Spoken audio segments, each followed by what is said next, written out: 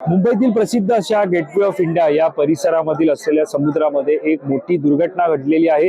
Speed बोट जी आहे ती प्रवासी बोटीला ठोकली आणि त्यामध्ये अनेक जण जखमी झाले। त्यामध्ये एकाचा मृत्यू झाल्याची सुद्धा माहिती समोर येते।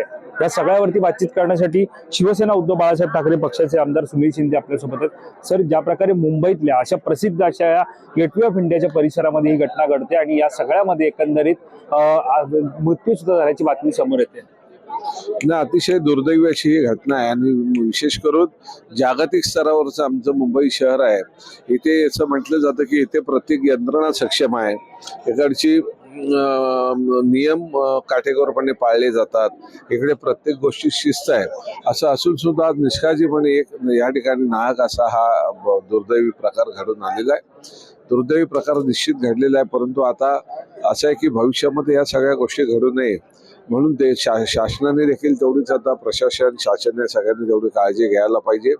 या संदर्भाने जे जे काही नियम आहेत ते काटेकोरपणे पाळले जातात की नाही ते बघायला पाहिजे आणि भविष्यात अशा सर्वसामान्य जो प्रवासी आहे जो या बोटीतनं प्रवास करत असतो, कारण शेवटी संध्याकाळची वेळ आहे। आज ही बोट एलिफंट साईडला चालली होती, तिथनं अनेक लोक कामाच्या म्हणजे नोकरीच्या दृष्टीने सकाळ संध्याकाळ प्रवास करत असतात। काही त्या ठिकाणी फिरायला जाणारेही पर्यटक असतात, परंतु आता नाहक बळी मात्र या ठिकाणी, कारण जे व्हिडिओ चित्रण पाहिले त्याच्यावरून स्पष्ट लक्षात येते की हा निष्काळजीपणा आहे आणि त्याच्यामध्ये नाहक असं त्या दुर्दैवी प्रवाशांचा बळी गेलेला आहे। प्रशासन जर सावध झालं नाही तर भविष्यात या ठिकाणी बेशिस्तपणा अधिक वाढण्याची शक्यता आहे। त्याच्यामुळे आजच्या दुर्दैवी घटनेतनं कुठेतरी प्रशासनाने धडा घेतला पाहिजे। साधारणतः मुंबईमध्ये पालकमंत्री अजून लाभलेला नाहीये, त्यामुळे या सगळ्या घटनेची दखल नेमकी कोण घेणार आहे? नाही, एक लक्षात ठेवा, आता ह्या ठिकाणी शासन हे प्रशासन या सगळ्या गोष्टी यांचंच काम आहे, परंतु एक आहे की समुद्रावरच्या ज्या काही यंत्रणा आहेत, मग कस्टम असेल त्या ठिकाणी मरीन च्या संदर्भाने ज्या दुसऱ्या यंत्रणा असतील किंवा तिकडची पोलीस यंत्रणा असेल, आज तुम्ही पाहिलं असेल की गर्दीच्या वेळेला इकडच्या ज्या प्रवासी बोटी आहेत त्याच्यात ज्या क्षमतेने लोक भरली जातात, खरोखर ती त्यांच्या कॅपॅसिटीपेक्षाही जास्त भरली जाते ते आपल्या लक्षात येते। त्यांना त्यावेळेला जे काही सुरक्षिततेचे ज्या गोष्टी दिल्या पाहिजे, त्या जॅकेट असेल अन्य काय असेल, हे सगळ्यांच्याच त्या ठिकाणी अंगावर नसते, कारण प्रत्येकाला आपापल्या घरी लवकर जायचं असते किंवा पर्यटन स्थळी लवकर पोहोचायचं असते। ठीक आहे, एरवी हे चालून जाते, परंतु अशा वेळेला कधीतरी कठीण प्रसंग निर्माण होतो, त्यावेळेला मात्र मग या ठिकाणी जीव धोक्यात येतो। ज्या वेळेला पाहायला गेलं तर सध्या हा सुट्टीचे महिने आहेत, आता नाताळ सुद्धा सुरू होणार आहे। बरेच जण नाताळासाठी गोव्याला जातात, मिनी गोवा म्हणून जो अलिबाग प्रसिद्ध आहे तिकडे सुद्धा जात असतात।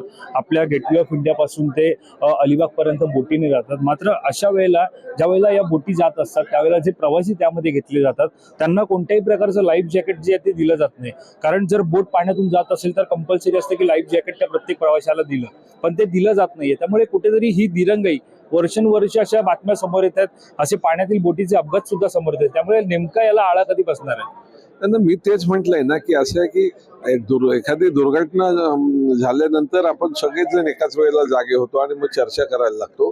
आपण नेहमीच त्या बाजूला जाणारे असाल तर पाहत असाल तुम्ही की त्यावेळेला गर्दीच्या वेळेला कशी लोक भरली जातात आणि ज्या काय वाहक अशा त्या ज्या बोटी आहेत त्यांची अवस्था आपण पाहिल्यानंतर आपल्याला लक्षात येते की नक्की आता यांचं तेवढं लाईफ आहे का, समुद्रातनं एवढे प्रवासी घेऊन जाण्याचं लाईफ आहे का। शेवटी यांचे मार्ग ठरलेले असतात, त्या मार्गाने हे नक्की चाललेले आहेत का, यांना कुठे भरकटत आहेत का। आज याच्यातनंच हा अपघात झालेला आहे। एका बाजूला नवीची बोट, दुसऱ्या बाजूला सर्वसाधारण प्रवाशांची बोट, आणि याच्यात कुठेतरी एकतर मी म्हटलं ना की आतताईपणा किंवा कुठेतरी मग तांत्रिक बिघाड, या दोनपैकी एक कुठेतरी ह्या दुर्दैवी घटनेला कारणीभूत असेल। एक शेवटचा प्रश्न घेतो, ज्या प्रकारे पाहायला गेलं तर याच गेटवे ऑफ इंडियाच्या परिसरामध्ये अनेक अशा बोटी आहेत ज्याच्यावरती पार्टी ऑर्गनाईज केल्या जातात, काही कपल बोट्स आहेत त्याच्यावरती पाठवल्या जातात। त्यामुळे अशा परिस्थितीमध्ये जर अशा घटना होत असतील तर या सुरक्षित आहेत का? या सगळ्या सुविधा, हे जे काही तिकडे पार्टी बोट्स आहेत त्या सुरक्षित आहेत का? याला जोडून असा प्रश्न आहे की या सगळ्या पार्श्वभूमीवरती तुम्ही सभागृहामध्ये आवाज उठवणार? निश्चितच काय अशी आता सभागृह तर या ठिकाणी सुरू आहे। सभागृहात आताच माननीय मंत्र्यांनी निवेदन केलंय की त्यांनी ते अजून पूर्ण निवेदन करणार आहेत, कारण त्यांनी आता सांगितलं की रेस्क्यू ऑपरेशन याच्यावरती सुरू आहे. सगळ्या यंत्रणा आमच्या पोहोचलेल्या आहेत. पूर्ण अजून माहिती आपल्याकडे उपलब्ध नाहीये. सभागृहात चर्चा होईल तर होईल, परंतु एक या मुंबई शहराच्या दृष्टीने समुद्र आणि समुद्र पर्यटन अतिशय महत्वाचं आहे. तेच जर धोक्यात आलं तर इकडचा पर्यटन आपलं पर्यटनही या ठिकाणी धोक्यात येऊ शकते. शेवटी मुंबईतनं जो महसूल या शासनाला मिळतो किंवा केंद्र शासनाला जातो, असंच जर झालं तर लोकांचा विश्वास उडेल आणि ह्या सगळ्या कुठेतरी मग महसुलावरती पण आपला त्याचा परिणाम होऊ शकतो, पर्यटनावरती परिणाम होऊ शकतो. आणि आपण जे काय आता या सगळ्या बाबतीत अधिक सुधारणा करू पाहतोय, या सगळ्याला कुठेतरी खेळ बसते. निश्चित धन्यवाद आमच्याशी बातचीत केल्या संदर्भात. तर मुंबईतील या जी घटना घडली आहे त्या संदर्भामध्ये शिवसेना उद्धव बाळासाहेब ठाकरे पक्षाचे आमदार सुनील शिंदे यांनी आपल्याशी बातचीत केली. निश्चितच सभागृहामध्ये आवाज उठवू. ज्या घटना घडत आहेत ते मुंबईतील समुद्र पर्यटनासाठी धोकादायक असल्याचं सुद्धा त्यांनी म्हटलं.